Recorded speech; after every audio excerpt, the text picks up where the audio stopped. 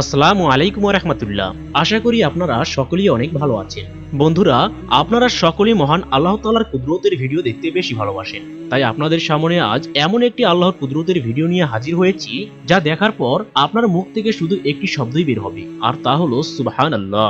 Video শুরু করার পূর্বে ভাই বোনদের কাছে একটাই অনুরোধ, এখনই এই ভিডিওটিতে একটি লাইক করে দিন। আর আপনি যদি আমাদের চ্যানেলে আজই প্রথম এসে থাকেন, তাহলে অবশ্যই চ্যানেলটিকে সাবস্ক্রাইব করে পাশে থাকা বেল আইকনটি বাজিয়ে দিন। তো চলুন বন্ধুরা, মূল ঘটনায় ফিরে যাই। মহান আল্লাহ রাব্বুল আলামিন পবিত্র কুরআনে বলেন, তার এক নিদর্শন নবমণ্ডল এবং ভূমণ্ডলের সৃষ্টি এবং দুনিয়ার মধ্যে তিনি যেসব জীবজন্তু ছড়িয়ে দিয়েছেন, তিনি যখন ইচ্ছা এগুলোকে একত্রিত করতে সক্ষম। সূরা আশুরা আয়াত 29। প্রিয় বন্ধুরা, এবার এই ভিডিওটির দিকে লক্ষ্য করে দেখুন।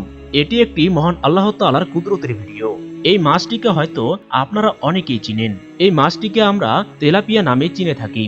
দেখুন বন্ধুরা, এই মাছটি তার মুখ থেকে কিভাবে তার পোনাগুলোকে বের করছে। সুবহানাল্লাহ। বন্ধুরা, দেখুন ভিডিওটি ভালো করে।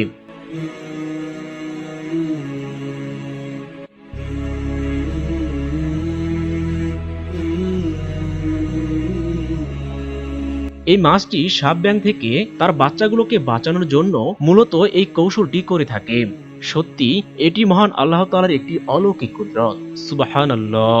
প্রিয় দর্শক, পরিশেষে একটি কথাই বলবো, যদি ভিডিওটি আপনাদের ভালো লেগে থাকে তাহলে অবশ্যই একটি লাইক করে দিবেন আর আমাদের চ্যানেলটিকে সাবস্ক্রাইব করে সাথেই থাকুন। আল্লাহ হাফেজ।